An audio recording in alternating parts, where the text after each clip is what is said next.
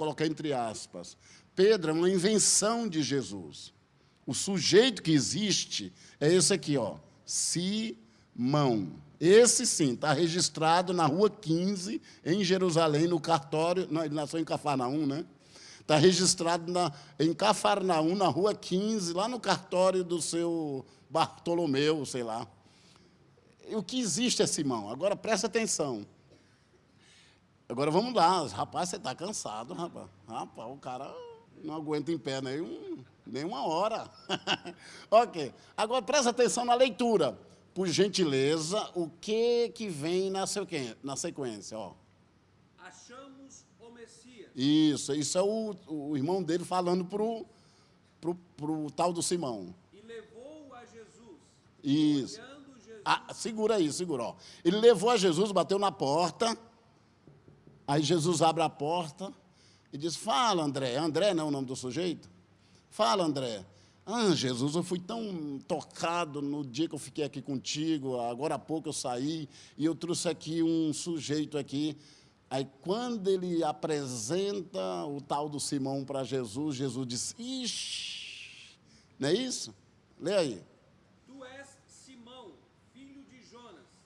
Tu serás chamado Cefas, que quer dizer Pedro. Ok, então presta atenção. Quando Jesus olha para o sujeito e diz assim, rapaz, como é teu nome? Simão, né?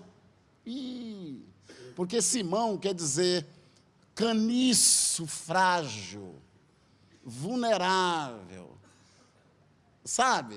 Cabra ruim mesmo, numa linguagem assim, bem rasgada. E quando Jesus olha, pode, se quiser sentar, eu sei que você não... Jesus diz, rapaz, essa vida não dá não, rapaz. Você tem que mudar de vida. Aí Jesus faz o quê? Jesus projeta. Tu será chamado. Está claro aí? Será. Não está dizendo que ele é. Tu será chamado. É uma projeção. Então, isso é o encontro divino, o encontro transformador. O discipulador é aquele sujeito que pouca convivência que você tem com ele, você é impactado por Deus através dele. Jesus olha para o Pedro e já projeta o futuro dele de grandeza. Então, você tem que olhar para os teus discípulos e erguer os caras. Você olhando assim não vai dar em nada, né? O cara é ruim mesmo, mas você, pela fé, diz, não, Deus vai te fortalecer, rapaz, você vai ganhar a tua família inteira. No fundo, você nem acredita muito nisso, né? Que o bicho é ruim. Mas você, pela fé, você tem que injetar confiança no cara para ele efetivamente acreditar pelo menos nele mesmo. Essa é a tarefa do discipulador. E Jesus, a primeira coisa que ele faz com Pedro é dizer o que ele pode ser um dia, que seria o quê? Aqui é frágil, quebrável, vulnerável, e aqui é o quê? Pedra, resistente, inquebrável. E aí vai, há vários adjetivos aqui.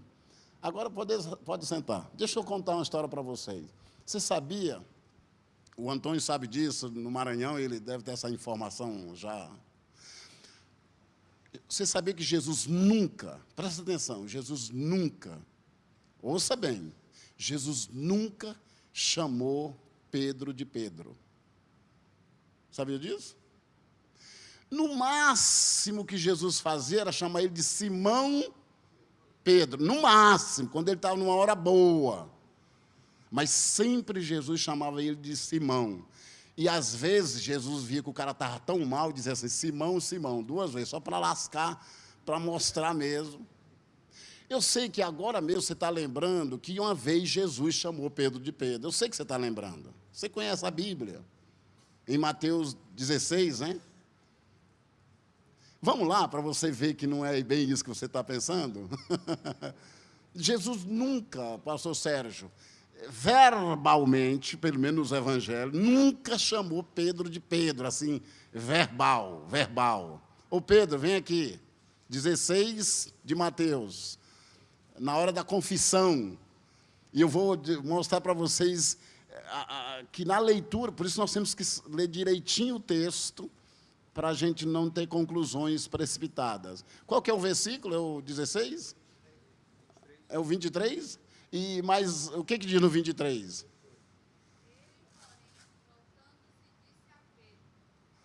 Mas não é ele que está falando. É o autor que está falando. É o 18. Vamos lá para o 18. Vamos lá. Vou ouvir aqui a leitura. Lê aí. Você está lendo muito bem, está representando bem aqui o Esdras hoje. Amém. Ok. Pois também eu te digo que tu és Pedro. Agora segura. Agora veja bem, ó. Como é a primeira frase?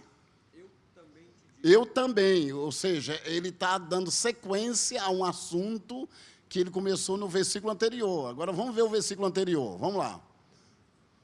E respondendo, Jesus disse-lhe: Bem-aventurado és tu, Quem? Simão Bar-Jonas. Ainda fala o nome do pai dele, para dizer que ele é humano, que ele é de terra, que ele é de...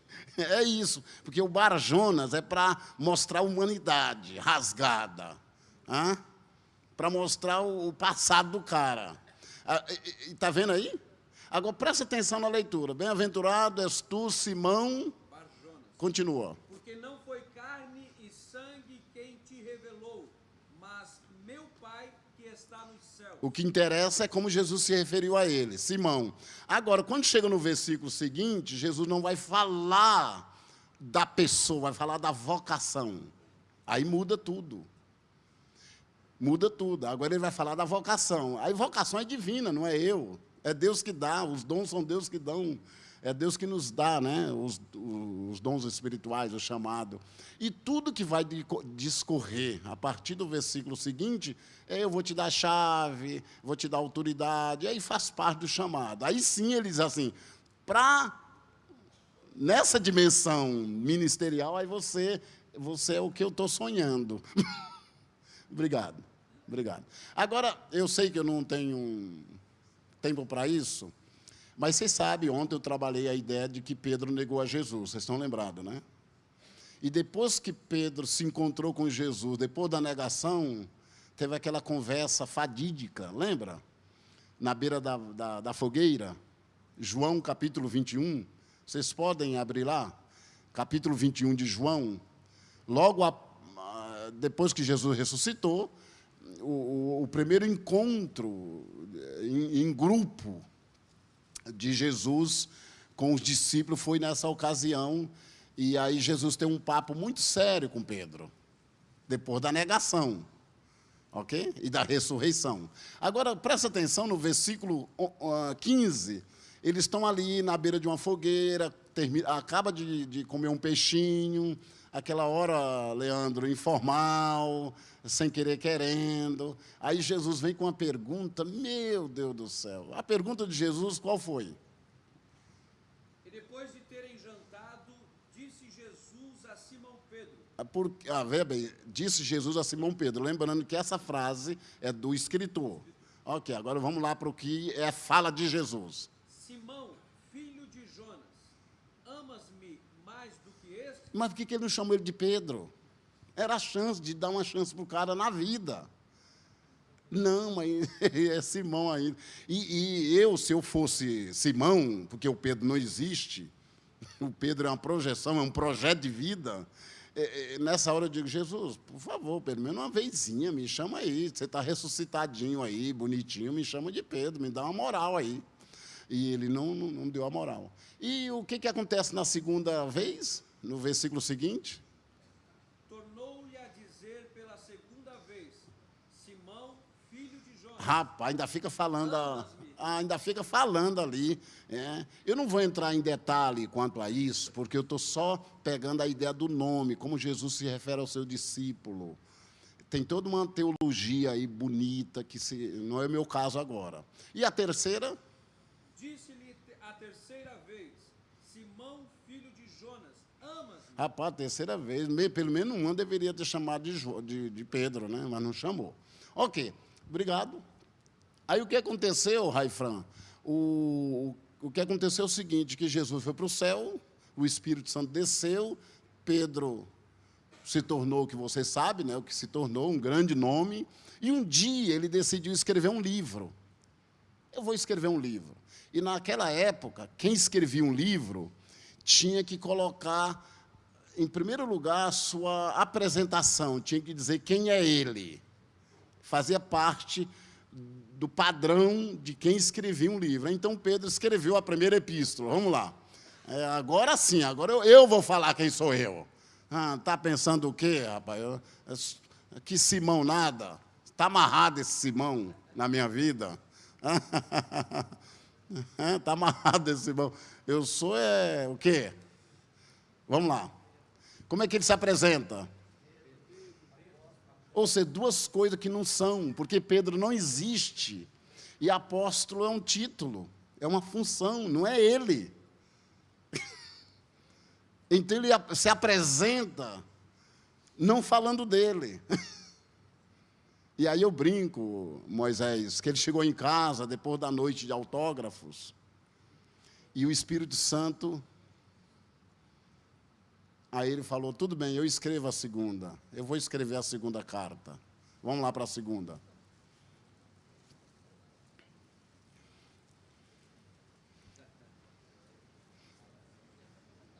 Aí sim, né? Aí, agora o cara está no caminho. Você entendeu? Ufa! E é ruim, no caso de Pedro, que aprende depois de velho, né? É bom a gente assumir logo que a gente é uma mistura de Simão com Pedro, às vezes mais Simão do que Pedro, sabe? E eu fiz um estudo em João e percebi que o amigo de Simão, porque o Pedro não existe, né? O amigo do Simão, que era João, chamou Simão, parece que 8 vezes, se eu não me engano agora, 8 vezes, de Simão Pedro. Ele diz, seria assim, tudo bem, ele não é lá aquilo que deveria ser, que Deus planejou, que Jesus desejou, mas também ele não se encontra num estado de fragilidade ainda. Ele melhorou, ele deu uma melhoradinha. Então, gente, esse é o caminho do discipulado. Esse é o caminho do discipulado. Nós precisamos de discipulado, porque nós somos uma mistura de Simão com Pedro, às vezes mais Simão do que Pedro, e a gente precisa ir assumindo isso, cada dia. Para isso, nós precisamos de encontros transformadores, para ir mudando a gente, alterando, transformando. Os meus maiores encontros com Deus foi diante do meu discipulador. Fantástico.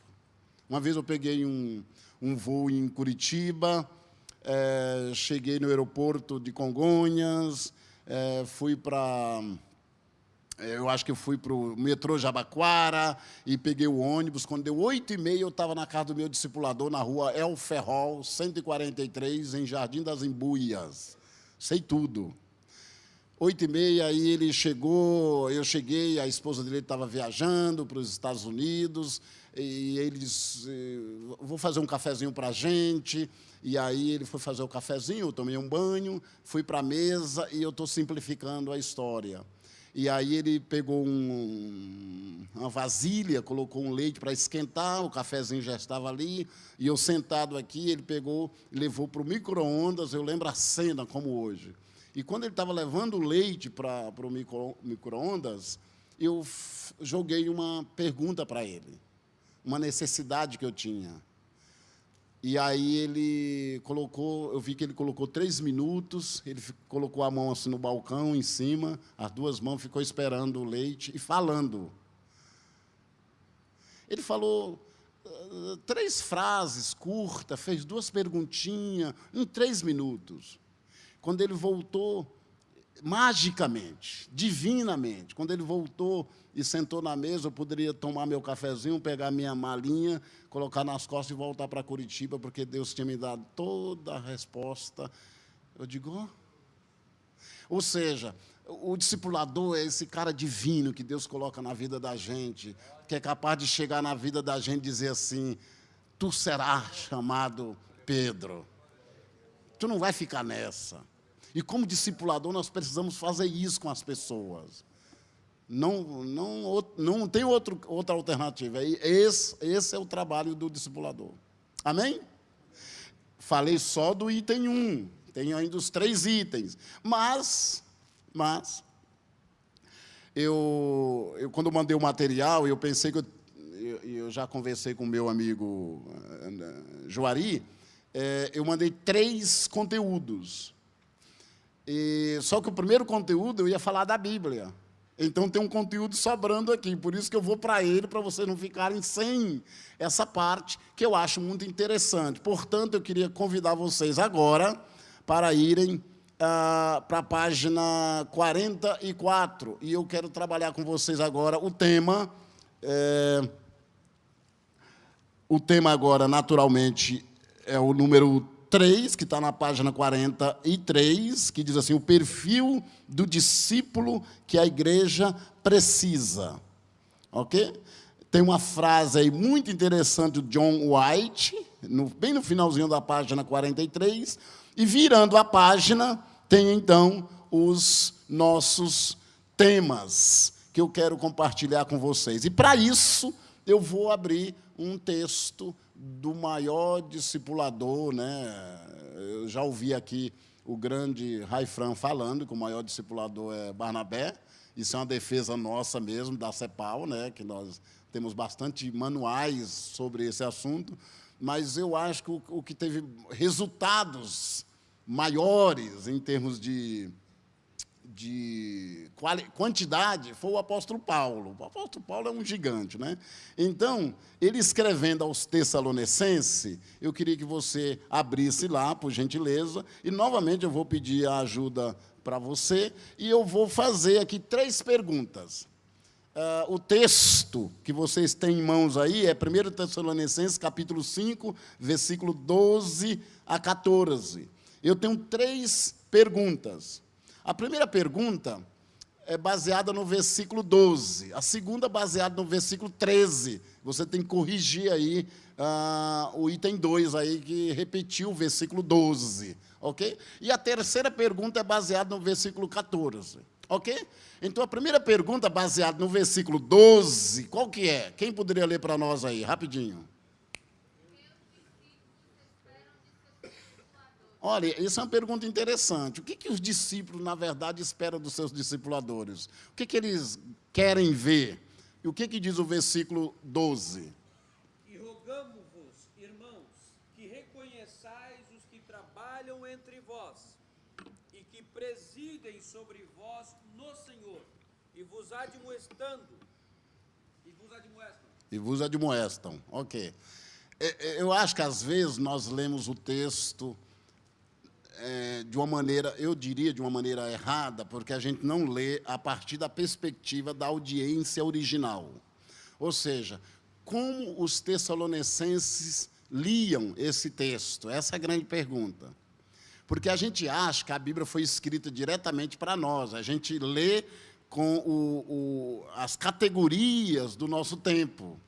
E não pode, nós temos que ler a Bíblia com as categorias iniciais dos leitores originais. Por isso, nós temos que procurar saber esse caminho. Ok. Então, nesse texto, nós estamos falando de discipulado. A primeira Tessalonicense foi escrita por uma igreja de novos na fé. Eles tinham menos de 1 ano de conversão, sabiam disso? E Paulo, então, diz assim,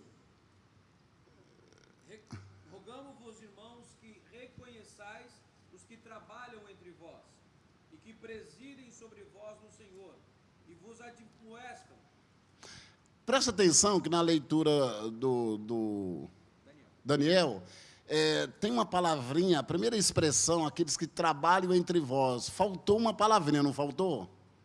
Você está com a corrigida, né? Não, antes disso. Os que trabalham, faltou uma palavrinha aí antes, vamos lá. Reconheçais os que? Só isso? Não, está faltando. Tem outra palavrinha. Aqueles que se esforçam no trabalho, aparece aí? Isso, essa é a palavrinha. Presta atenção, olhe para cá. O que um discípulo espera do seu discipulador? Não é trabalho, gente, porque qualquer cabra ruim trabalha.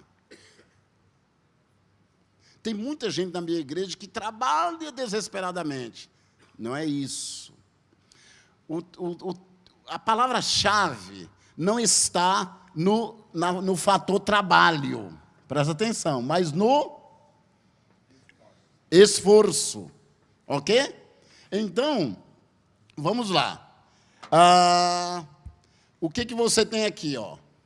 Esforço no trabalho. Essa é a palavra. Porque trabalho todo mundo faz. A palavra-chave é essa daqui. Não é esta daqui. Agora, o que é o esforço no trabalho para um discipulador? O Moisés. Moisés, que hora começa o culto na tua igreja, no domingo? 18 horas. Que hora você deveria chegar como discipulador? Isso. Porque quando o discípulo chega e não vê o discipulador, ou o discipulador chega atrasado, gente, isso é muito forte. Isso tem um peso para ele de negatividade. E aí você chega uma vez atrasado, outra vez, outra, aí você vai perdendo a moral. Quer ver? Você é o discipulador com o discípulo e tem um momento especial para fofocar, porque na igreja tem um ambiente apropriado, né? Na minha mesmo, toda hora que eu chego lá, opa, chega, é bonito, é sedutor, e fofocar, todo mundo gosta, né? Faz bem, né? No Rio tem isso, não, né? No Rio tem fofoca? Tem? Misericórdia. Ok, então se o discipulador não se esforçar para não cair na armadilha, porque se o discípulo olhar e ver ele fofocando, aquilo vai... Você entendeu agora o conceito de esforço? Esforço no trabalho não é fazer muita atividade. Você entendeu? Mas é exatamente ser disciplinado, dedicação, você entendeu? Ser preciso.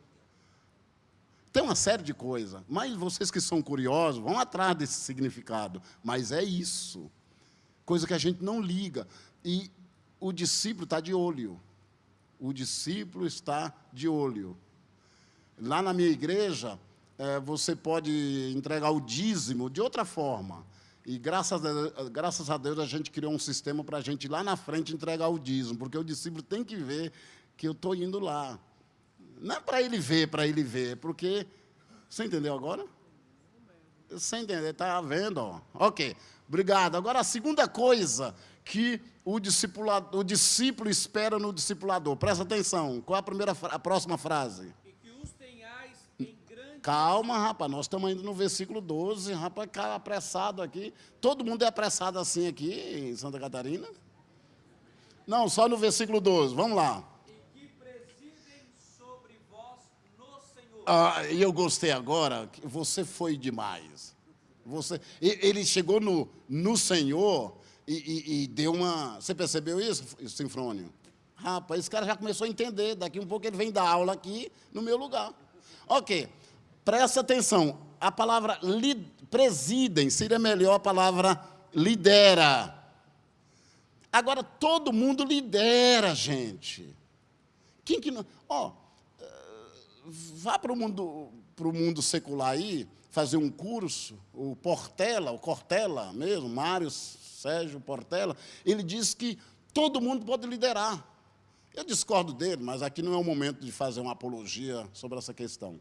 Você pega os livros do John Maxwell, você precisa ler só 2, porque ele repete todos os conceitos nos outros, e ele desenvolve... Eu fui desonesto agora, né? Eu fui desonesto. Eu sei, pelo menos eu assumo. Eu não vigiei aqui. Ainda bem que não tem nenhum discípulo aqui vendo eu falar mal dos outros. Mas, ok. Na verdade, é um especialista em liderança e você vai perceber que, se você não tem habilidade para liderar, você pode entrar num treinamento e liderar. Então, liderar, qualquer um faz. E não é isso.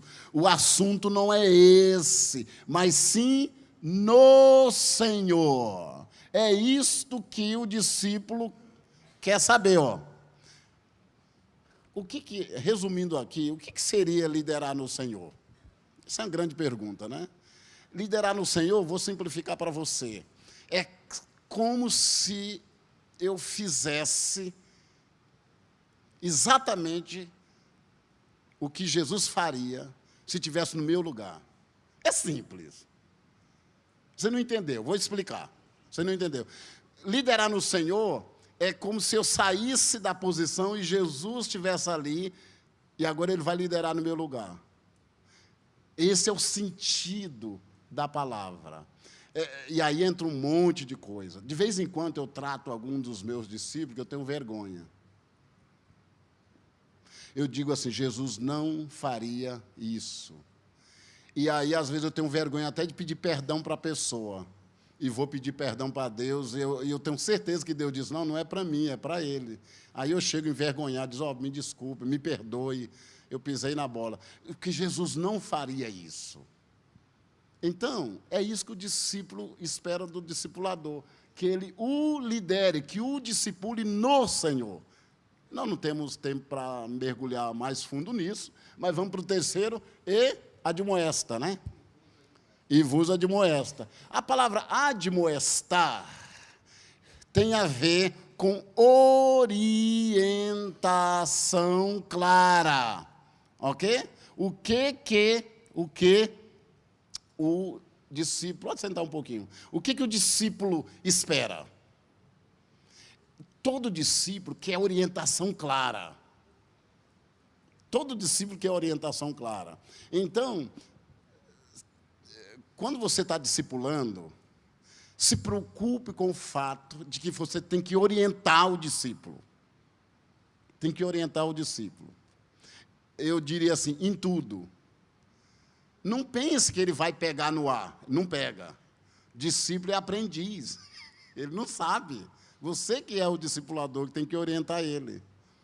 Quando você orienta bem, puxa, ele fica maravilhado.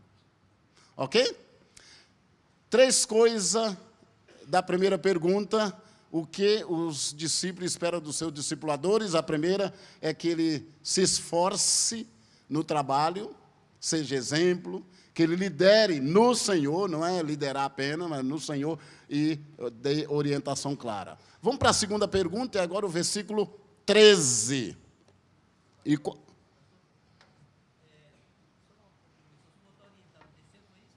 Isso, o admoestar. A palavra admoestar